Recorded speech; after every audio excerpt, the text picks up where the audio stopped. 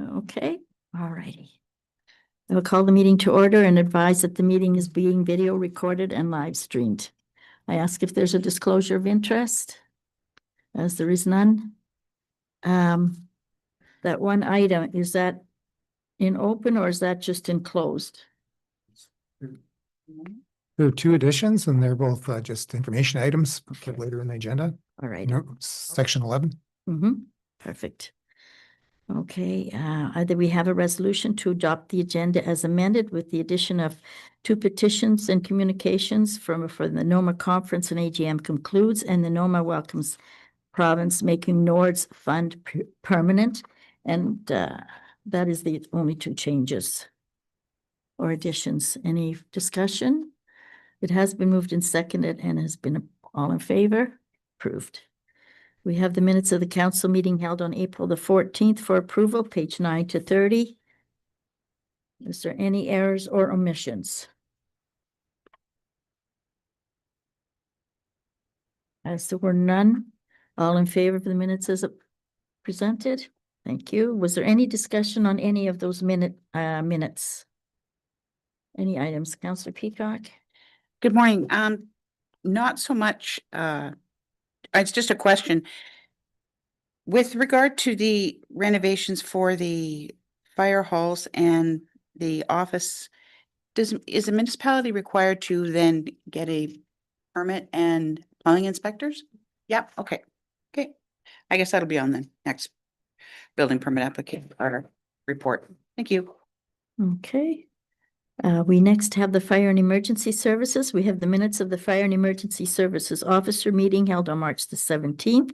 Were there any questions in regards to that meeting? The minutes of that meeting, yeah. Yes, Councillor Viss. Just for clarification, probably it should have been the in-camera session discussion responder, meaning. A discussion about an individual responder. Thank you. First responder. Okay. Okay. I assumed it, but I thought I should have said individual and then, yeah, that's fine. I figured that. Thank you. Councillor Peacock. Thank you. With regard to 4.5 training, Zamboni training, what is that with regard to? That's to get some of our members familiar with the EV Zamboni shutdown procedures and things like that.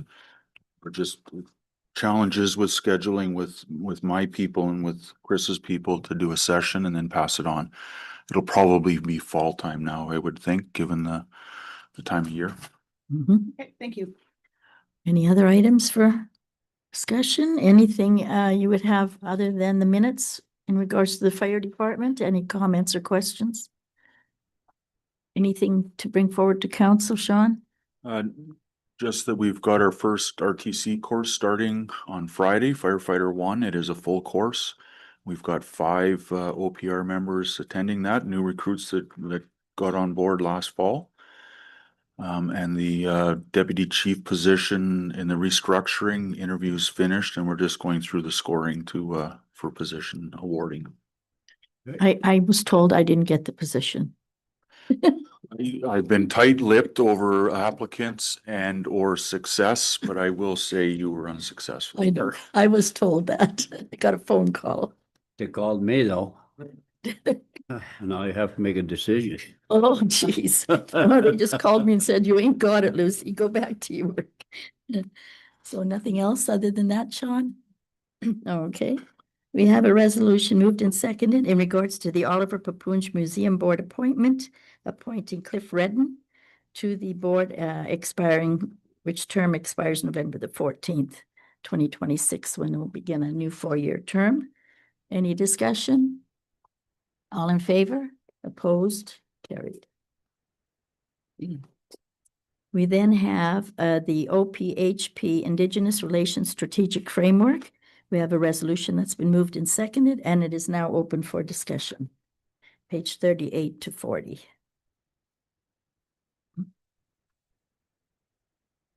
Councillor Peacock? Thank you.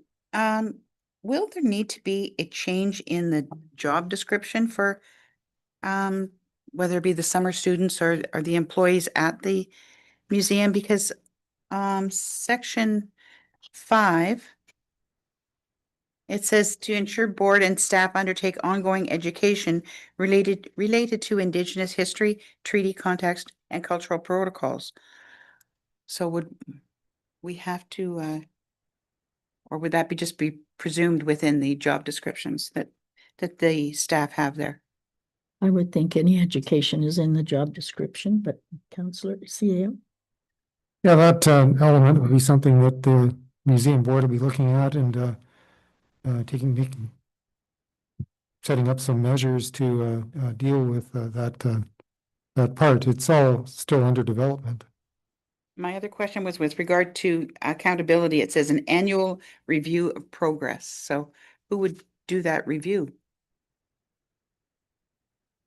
That'd be something the museum board would be doing, looking at how they're making out with their plan. Thank you. Councillor Kemphoff? Yeah, I just want to, because I was at the board meetings when we discussed this for the museum. It's I guess fair to say it, I think, Wayne, you can agree or disagree, but I think it's a pretty high level way to start off with some of this work. So it's not really being detailed in a lot of the stuff that's going to happen. It's more about trying to work on engaging with our Indigenous neighbors and how the museum looks at some of the things that it's doing with relations to the Indigenous community. So yeah, it was trying to be intentionally not detailed and not, really constraining in how it works, because it's kind of something that the board intends to go through as a process. Councillor Viss? Yes, I guess on the number 3, governance and policy and embed Indigenous consideration to board decision making. I remember years ago we discussed that. At that time we thought there might be a benefit to have Indigenous people on the board and so on. Is that still the intent? Is that what they came out here? Because we said there could be some financial gains for us because, have some participation from them in it. Is that what you're meaning by this? No, that's not what it is about. It doesn't say, to have First Nations Okay, because it says into board decision. considerations, it says. Okay, maybe you want to consider that though, because why not? If you're going to have them play a role in it. Yes, well, this is a new framework, Yeah, so it'll okay. be developed and we'll see where it ends up. Fine. Any other comments? Questions? So we still have the resolution. It has been moved and seconded. Excuse me. All in favor? Opposed? Carried. Then we have the use of Russ's Garage Automotive and Racing Collection building sign to be put as a logo on a race car, Greg DuPont's race car. The resolution has been moved and seconded. It's open for discussion. Councillor Peacock? Thank you again. I am thinking that perhaps we could just do it for this year and leave this decision for the 27 and 28 racing season for the next council. Just a thought. I personally think it's better if you're doing it for this term because it's an expensive thing to have put on your car. And if it's only for the one term, it's. Stays the 2025 season in here. He had it last year. He had it last year. Higher, right? Right, yeah. Sorry.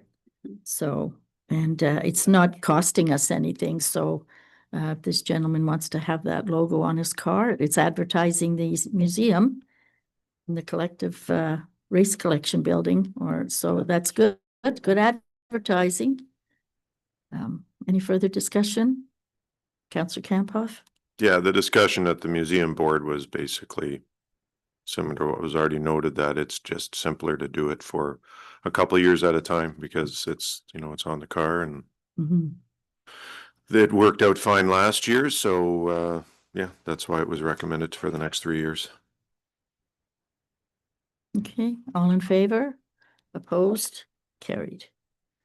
The next item we have is the Friends of the OPHP scrap metal cleanup proposal. It is in a report, page 43 to 44. It's just for information purposes. Any questions or discussion on this proposal? Mhm. Okay, any questions, Councillor Peacock? Thank you. I note that it would be supervised, I guess, should this cleanup happen, and then the OPHP, it's the Friends of that are looking to get the funds from the scrap metal, correct? Mm-hmm. So would those volunteers have to sign a waiver and ensure they have proper safety equipment, things like that? Yeah, that's one of the things that need to be addressed with this arrangement. The Friends are not, they're an independent organization, so putting them under our insurance policy, that's problematic. If they are coming as the Friends, they should be having their own coverage. So we address that with the Friends and have to get that resolved before we start doing that this type of thing with them officially as the Friends. With our volunteers, when we take a volunteer on, if they're working under our banner, we're good with the insurance coverage, et cetera. But if it's another third party, then it's a different story. Okay, any other questions? Okay. Then we have the KB Seniors Parking Lot Sweeping Request, page 45 to 47. Again, this is got a resolution or a recommendation. No, sorry, a resolution. And they're recommending that we undertake it in the spring of 2026 at the parking lot. Again, it has been moved and seconded, so I'll ask if there's any discussion, concerns on this matter. Councillor Peacock? Is it just the one parking lot? That I think there's 3 units there, but is it just the one main lot? I think it's, do you know? Maybe I should defer to Director of Operations. Through the chair, it's the whole facility. Yeah, and this involves more than a machine going in there with a little broom. You have to take the sand away and everything. Yeah, so there's a whole a whole group of equipment and employees. Yeah, through the chair, it's all the units. There's one main parking lot that feeds the 2 original buildings, and then there's 3 roads that feed the add-ons. The 4plexes have been built in the last 5-7 years. Yes, Councillor Kemphoff. Not sure if anybody here can answer the question, but in the letter or in the report rather, it said that it's got nothing to do with the street sweeping, but it does have something to do with KB Seniors. Are they actually paying $6,000 a month for water testing? Through the chair, we verified that through our service provider, and that is correct. Wow.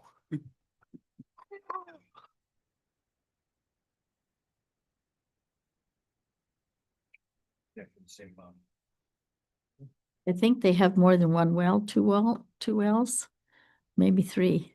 Through the chair, the last building that went up to the west of the main building, I don't know how that one was fed, whether they drilled another one there or not. I know think that that everything was else was, First one. yeah, but I don't know how it all worked with all Yeah. the separate 4plexes. I don't know how they did that, whether they drilled another one on the east side of the property. Mhm. But yes, they have the same requirements under the same Increased Drinking Water Act as we do. Okay, is there any further, Ben? I guess the biggest thing is Through the chair, as you're well aware, Councillor Cavanaugh, time is of the essence. We will respond and schedule it with them if council so blesses this request. Any further questions or comments or thoughts? We have a resolution to recommend the undertaking of this sweeping in the spring of 2026. Motion's been moved and seconded. All in favor? Opposed? Carried. We then have the Municipal Buying Ontario Procurement Directive. It's report 2026-72, and for information only again on that. And I'm sure we have a lot of thoughts on this. Councillor Peacock. Sorry, Wayne. I just wanted to ensure that this was shared with the treasurer and the asset management personnel, so when a tender goes out, that they these requirements be included. I would imagine that that's what would happen, yes, Wayne? Yeah, the report says at the bottom there that we will be at our next procurement meeting coming up with measures to try to meet the requirements. But we had already looked at this earlier in the year, our procurement team. And we, at that time, it was proposed, but now it's been made the law. So we have to do something with it. And it is rather far reaching. And I can see it being problematic. I know the AMCTO, when they commented on it, they wanted to see this thing done in 2027 because we're already into 2026 procurements. But the government has put it ahead already. So one concern that Treasurer and I were talking about was if you look at page 57, they talk about methods to incorporate the Buy Ontario requirements. The last bullet means that, you know, if you have a procurement that is over the 347,400 for construction or 139,000 for goods or services, you go through your evaluation and you determine who the winner is, but the ones that weren't the winners, if they have a better score on the Buy Ontario factor, you're supposed to give it to them, even though they may have a 10% higher price. So this is something to be concerned about. So my biggest fear is we'll be forced to pay more for things. And who determines what percent of their product is Canadian? The company? Must be. Yes, you're supposed to be on page 58 there. In the procurement documents, your RFPs, your tenders, RFQs, whatever you're doing, you need to ask the vendors that they need to, you know, commit to a domestic supply chain plan. So how you know whether the supply chain plan as a municipality is realistic or verifiable, or I can't answer those questions. Answer this. Yeah, so it surprised me somewhat when they said Buy Ontario, because, you know, since the tariff come in from the southern states for us, they've opened the borders between each province, and I could see it by Canadian. You know, why are you just, now you're going exactly against what you decided to open all the borders? Like, what if there's a Quebec firm that, if we're not going to give it to them, it's Canadian? I don't know. When I read this, I found that frustrating. I said, here they are, they've been working on taking all the borders or whatever arrangements they have away so we could do that free trade between provinces. And now here you're going just Ontario. Is it just me? I don't know. Is it just me thinking that? Say Yeah. Manitoba, The Yes. doesn't make sense. the document is rather confusing. I found it difficult to understand what is on table one. I had to look at it a few times, but it appears that that bottom bullet, when you are doing the larger type jobs, it does mention the Canadian-made goods in at least the first bullet. So I assume that that's supposed to also apply to the second bullet. But in the first part of that, in the top part of the page, on page 57, they just talk about Ontario made.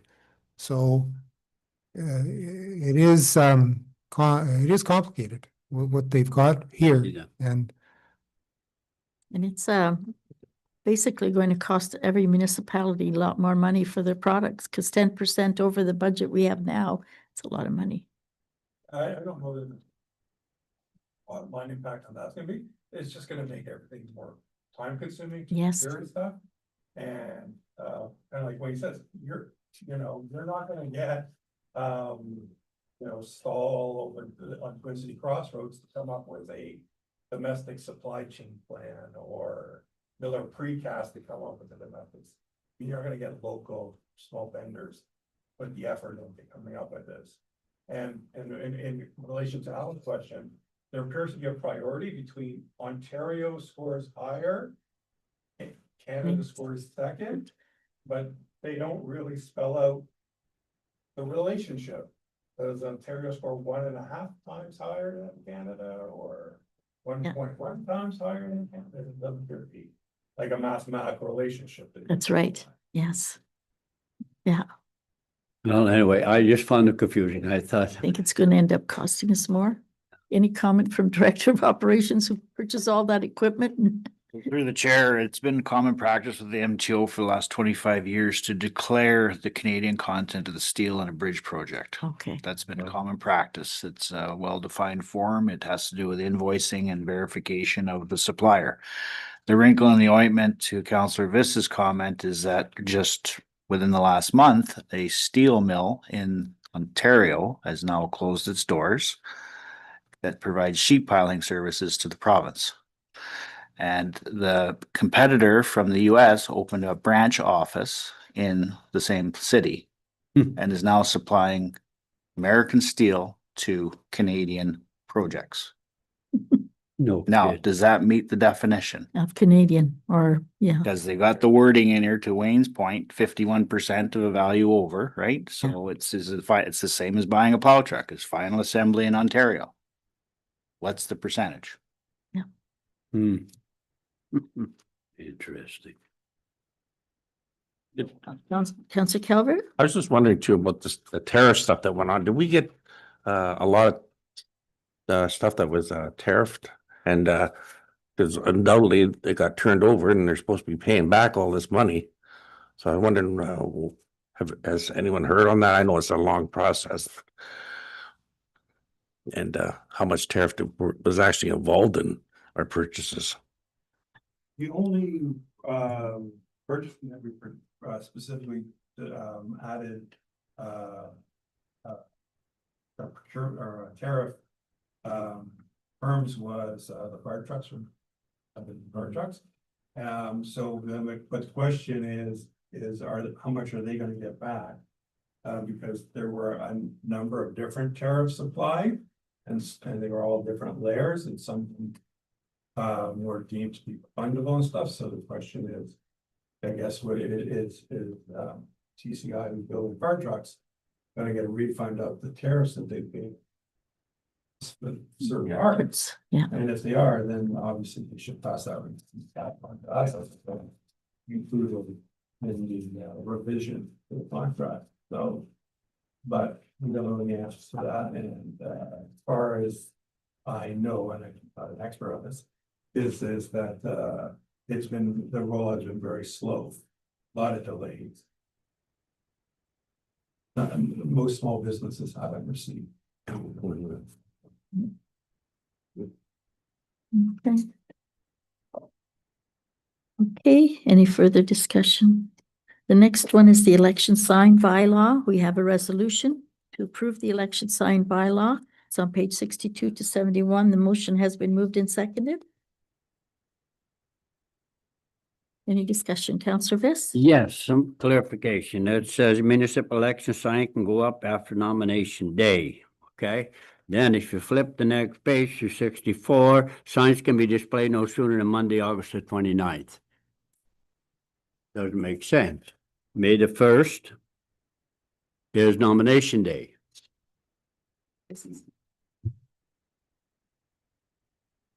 Yes, ma'am. Yeah, what you're looking at, Councillor Briss, is I think on page 64 and 65, that's the previous guidance we had. Okay, I'm sorry, then I misread. Yeah. Okay, It's, yeah, and then the bylaw itself, it starts on page 66, and in there, we don't have an actual date anywhere. thank you for clarifying that. Councillor Campoff. But nomination day is still in August, like it's the nominations open on the 1st of May, Yeah. but the nomination day is the last day. Yeah. I hear you. Yeah, appreciate that. Thank you. Councillor Peacock? Thank you. one question is with regard to the signage. It says where you can't put signage, but it doesn't indicate anything about Canada Post group mailboxes. Are they a place where you could put I mean, they're on the road allowance. So perhaps that's a question for your course, Wayne. I believe they'd be the property of Canada Post. Where the boxes are. Yeah. Mm-hmm. But if you could clarify that, please. Yeah, that is interesting point, but I think the Canada Post units are on our property, so I would say they can't do that. Anyways, if you could Just just, it's our property. yes, yeah. You're only supposed to have those temporary signs on our road allowances. On a road allowance, not on. Papering stuff onto the Canada Post box on our property, that's sound right to me. But they're on the road allowance and you can on the road allowance, so they're not. What, you're talking about the community mailboxes? Mhm, Yeah. mhm.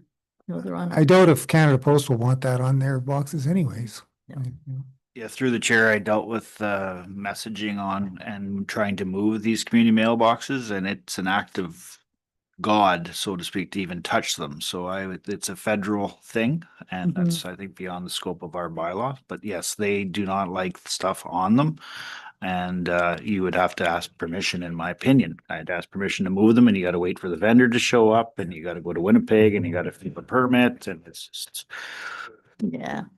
That's good Oh, point there, we've got lots of land in our municipality. because we do have a line in here about if you want to put things on private property, you need the permission of the owner, so. Okay. So we had that resolution. It's been moved and seconded. Any further discussion? All in favor? Opposed? Carried. Next items we have is the reports of committees, which is the museum board minutes, which were March 23rd meeting, and the Thunder Bay District Health Unit had their meeting on March the 18th. I'm not sure if there's any questions or thoughts on any of that. Councillor Peacock? Thank you. Getting back to the museum board minutes, just a side note, the barn quilt workshop that was held at the Roslyn Community Center, was my sister-in-law that provided some teaching ability to the people who were interested, and she was very pleased with how well it went over, and now has been contacted by Heimers from their fair to see about going further with a barn quilt workshop. So that was good to know. Good, yes. Okay. All righty. I'm just going to see. Okay, the next items we have are bylaws. But we should go through these. The first one is the election bylaw, which has been moved and seconded, is open for discussion. All in favor? Opposed? Carried. We have the 2026 reappointment of the bylaw enforcement officer, Jolene, under badge number 0110, and I believe that was just because we didn't have the badge number for the first bylaw. That's correct. Correct, so it's been moved and seconded. All in favor? Opposed? Carried.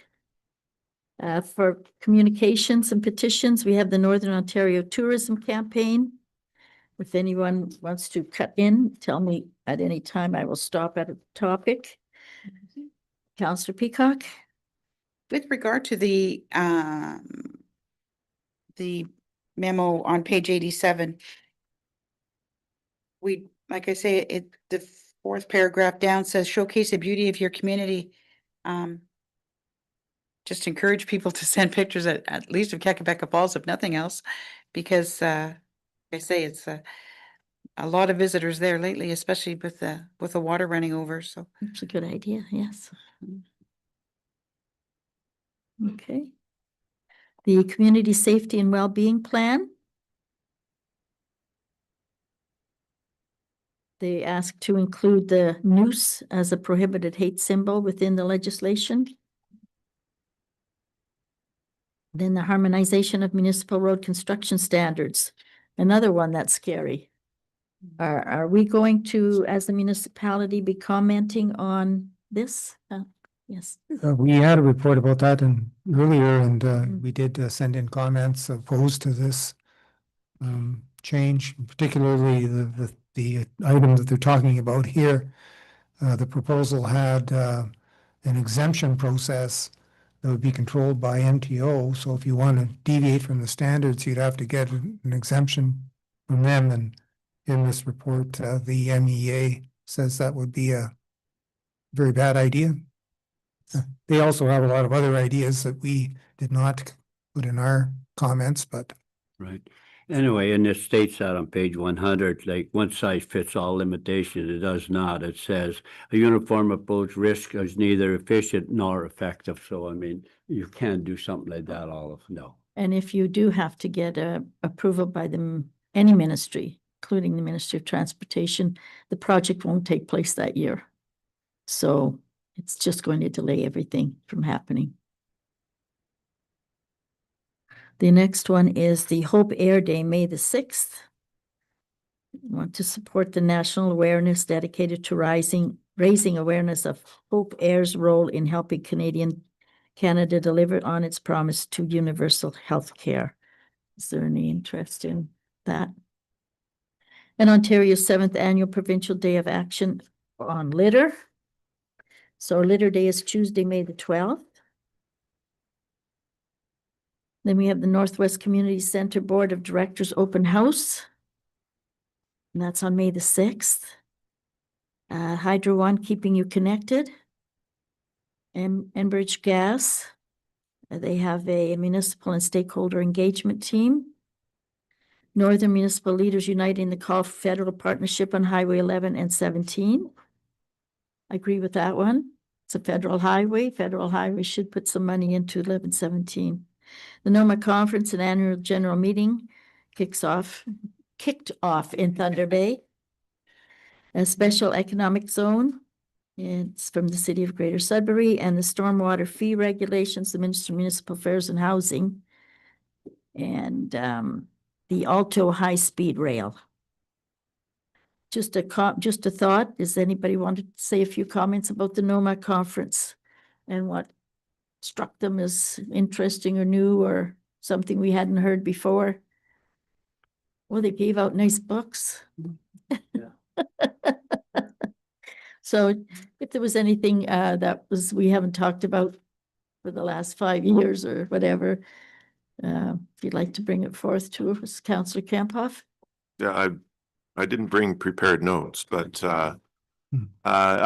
well-run conference. I think the one overarching theme that kept coming back, both from the speeches from the podium and from lots of the comments and talking to people, was highway safety and the infrastructure of the 11 and 17. That was really seemed to be the topic that was the most focused on. Okay. So. Anything else, Councillor Liss? Just a few comments I made when I first started Tuesday morning was 1117. Why am I here? We know we got an issue 1117, and finally the good part came about where the bill was presented province of Ontario that just make significant importance, and so then that should go now to the federal government and see if they'll participate in the cost of that. Now, having said that, the federal government, when he spoke, the doctor, he wasn't so keen on doing that yet. So I don't know where that's going to end up going. But one thing what I think people need to look at also, they talked about the labor, and they talked about labor in the senior staff. They figure about 20% will retire by 2035. So you need to keep looking ahead to see where we are at and so on. Interesting pulp and papers. There was only 2 mills left in Western Ontario. And this was really interesting. I don't know how many you picked up on that. They had a panel of the chiefs of the 4 different nations, and everyone said how they were doing and so well, so forth. For Francis, it was very interesting. You pick up what he said? He says, we purchased a whole lot of land. Oh, I thought it's your land. They purchased all that land and they're developing it and making a pile of money. They're doing great. I thought that was so interesting that they purchase land. I thought, interesting how that goes. So anyway, then we had a meeting with Holland. Mhm. And definitely he's on the same page as us. There's no doubt about that. And he said, don't wait just for NOMA. If anytime you people want to have a meeting with us, make the arrangements, so on and forth. So also, unless somebody else wants to, we also talked to at the Rural Affairs. I thought that was a real good meeting. She was very keen in listening to us, and we brought up different scenarios. One especially was the Roslyn water system. And we told them the issues, like we could never get grants because we couldn't wait because we had to do it, and then something would come out, and of course, then we're too late again, so on. So she took those kind of things and said to her staff, I want you to look into that. And the same with the fire department. We brought up, I said, we have $1.2 million in loans for 2 fire trucks. And just north of us, they got a brand new $650,000 truck, which you administer Yes. and me and all of us pay for. With our provincial tax. I said, I understand you don't know maybe unorganized township, but that's what the province pays for. So I was really pleased with how she directed staff to take a look at it. Now, when she sat at the end, she said, I gave away my cell phone to all, but she did not. We didn't get that, but I thought, oh, that's interesting.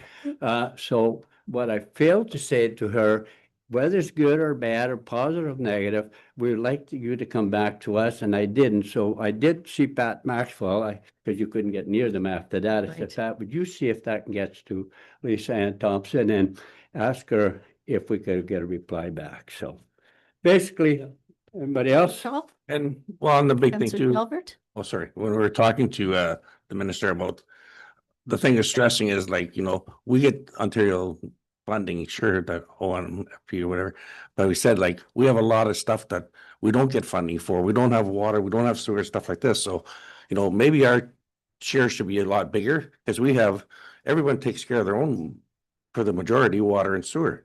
So we don't have to come back to you people all the time for money. So maybe we should initially get more money as infrastructure so we can take care of this other stuff.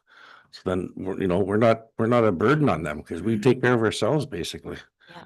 So that was one of the stresses. They even said that to stress us about infrastructure, how we take care of our own.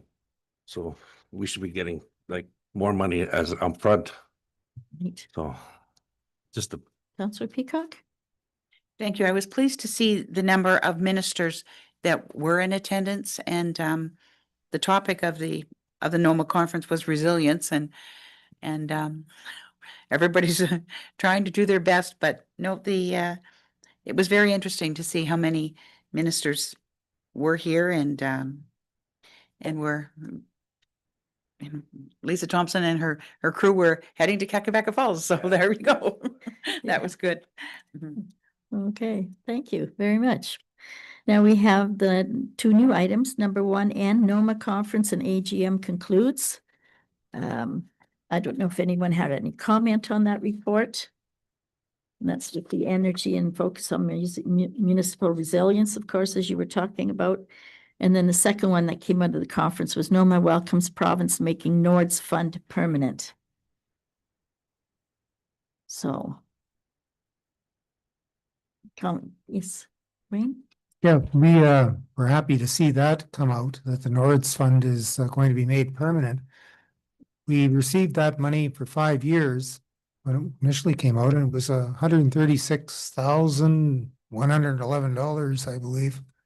And we used that money, we were able to save it up, and we used it for the Twin City, the crossroad north of the highway job. So don't know what we're going to get now, but it will be nice to get that money. Permanently, to know we get it every year would be nice. Okay, next item we have is new business. Start with Councillor Kamphoff. Councillor Peacock? Thank you. We did receive an email with regard to the public meeting for the MTO. But I understand that the present time that meeting has now been changed. I'm just wondering if we have any idea how MTO is going to be advertising that meeting because it's not going to get into our newsletter and, It's in June 18th, so we'll get in the newsletter. okay, It's in Will? June. Oh. Yeah, it should because the June newsletter is not out yet. It's No, May but- that's out. but it had to have, the deadline was last week for the newsletter. Yeah, but that's for May. I'm sorry. Yeah. Yeah, I skipping know that's ahead. what I'm trying to say. I'm skipping ahead. No I big apologize. in Thank there. you. No Yeah. problem. Yes, Wayne? And just to comment that initially we were got a call from MTO at WSP, their consultant, to go to the Roslyn Hall on June 10th, but they canceled that. And now they're saying they're coming on June 18th to the Murillo Hall. We don't know the times. But again, this may change. The last one did, but that's what we understand at this time. And it's not an actual meeting with people sitting down. It's an open house. Yeah, Kind it of. sounds to be an open house Sounds like it. event. Okay. And that's all. Thank you. Oh, okay, Counselor Calvert? I don't know, we biased, but I gotta congratulate the couple of local guys that won the hockey championship, so. Yeah. I'll just say congratulations to them. No problem. Counselor Viss? Just one thing, and I have to compliment the road crew. I know. Really, thank them very much. They come out weekend after weekend, and when we send in a text or a message to them, they follow up, and that's much appreciated because, you know, we know, but the average guy may not know what the road is congested like, so I really appreciate that when you Yes. follow through. Thank you. They've to put a lot of time and Yeah. effort into this flooding. Yes, happened, Counselor yeah. Calvert? Did all that too, same. Yes. Good response, good action. No problem. So anything from administration in regards to, I know this is not the planning meeting, but if there's anything, no, she should. Nothing else? Okay.